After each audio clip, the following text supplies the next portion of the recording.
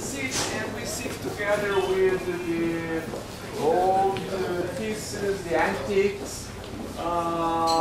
Upstairs there are two other floors with also antiques, you know. And this is a place that at night is very warm. There is always a band here playing a very, very good Brazilian music.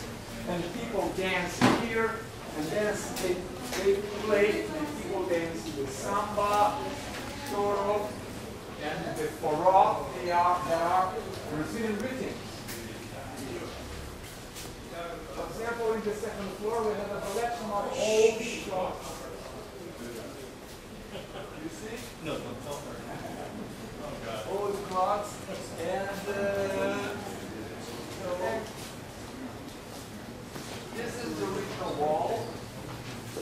I could say that this wall is really moved from 1700s, you know? Because this is a time when those buildings when they were constructed.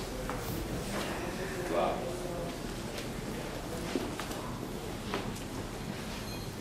I don't think much of art. Oh, look at the car. These were Victorian type things to display your curiosities. These are old. Yeah, this is a table, a regular table, you know?